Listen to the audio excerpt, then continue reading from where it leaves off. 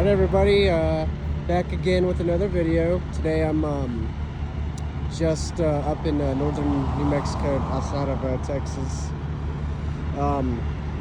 But yeah, so some of these views are just, they're amazing. I remember got to take my, when she wanted to, my wife would come with me. I mean, we've traveled this whole country from north to south, east and west. And some places, just the views are incredible. New Mexico, obviously, Texas, California. I mean, just I could go on. But I'm curious to know what you guys think. Do you guys think that the state of trucking as a whole? Do you think that there's a driver shortage, or that there's plenty of drivers? There's freight, but it's cheap freight and it's being moved at a ridiculous rate to you know, for people to pick up and take? Or do you guys think that there's a bunch of different problems going on in trucking? Like me, I think we have an abundance of truck drivers, no question. I think freight is definitely being hauled at a cheap rate, and it's going to be hauled at a cheap rate no matter what. And it's going to be like that for probably, you know, maybe the next couple of years. I don't really see anything changing. I think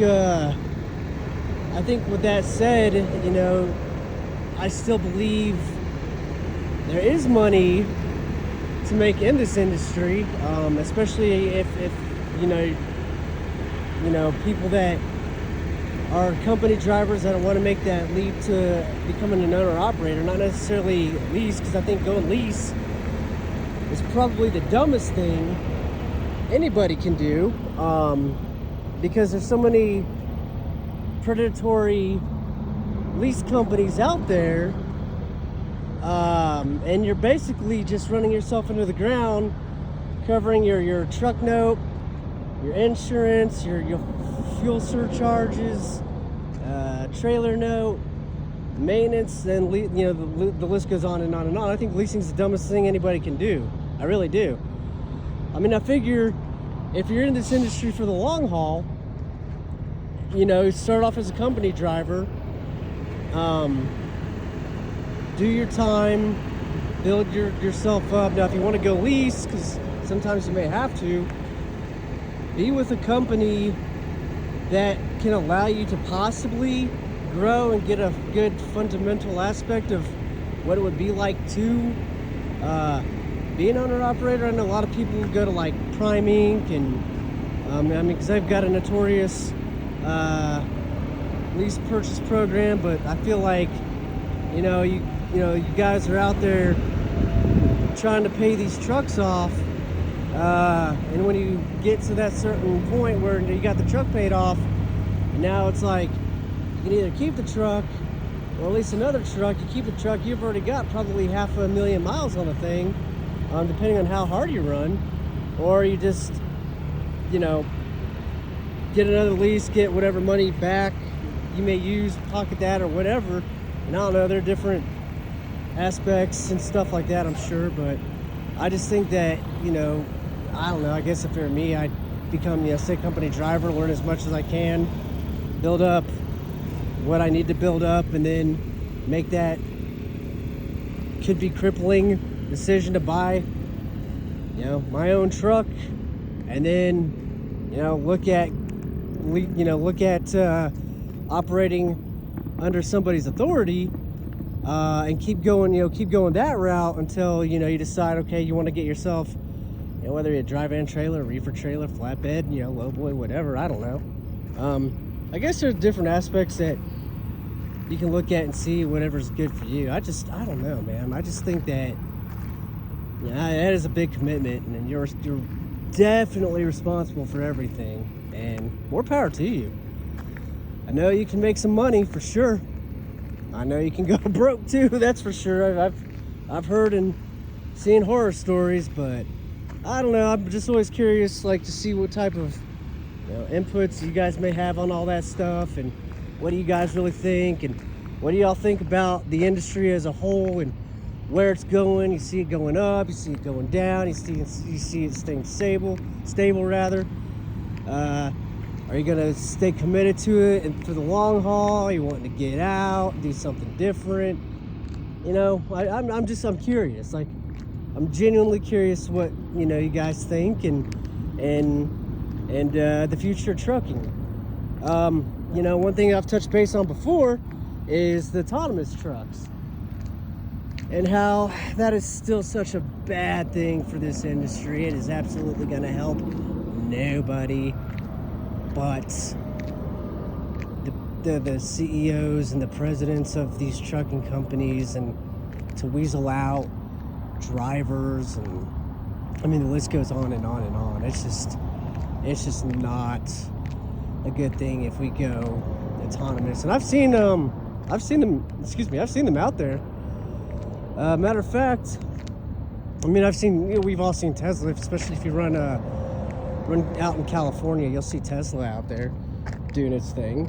But it's crazy out in West Texas a couple weeks ago. I was out there in Odessa, and I seen Aurora. And matter of fact, I saw Aurora 3 times out there, out in West Texas.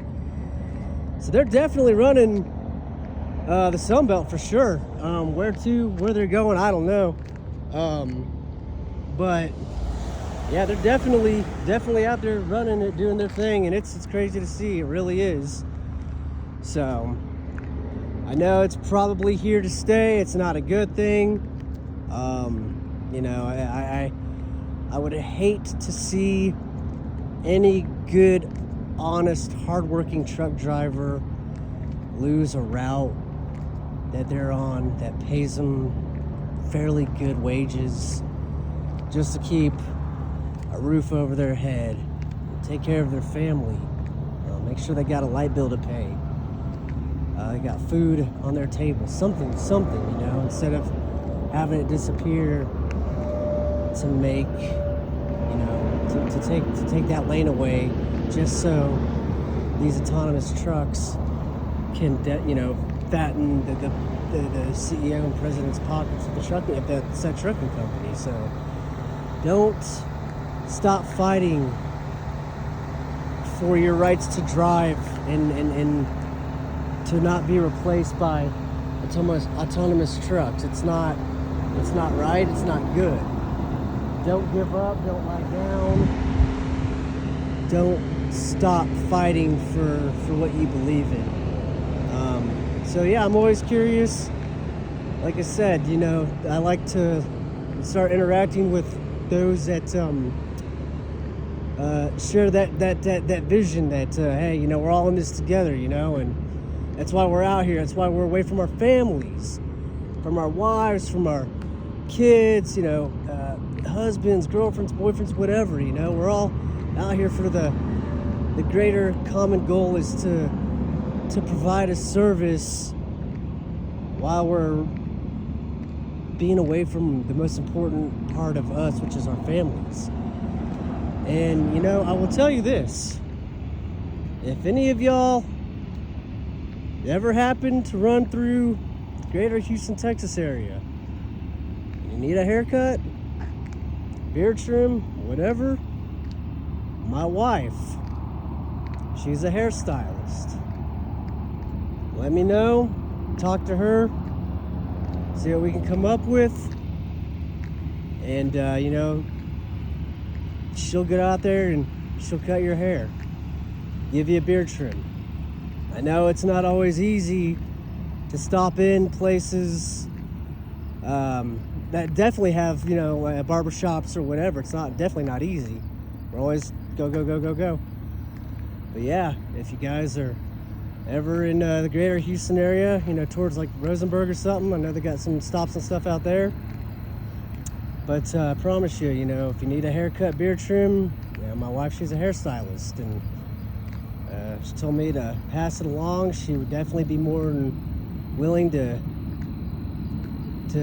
cut hair, trim beards, make sure everybody feels good and taken care of. Because hey, you know what? Sometimes a good beard trim or a good haircut Man, it makes a world of difference, especially when you go weeks, months, or hell, even years without one. So I know, as you can tell, it's, you know, sun setting and stuff like that. But I hope everybody has a good, safe, happy 4th of July.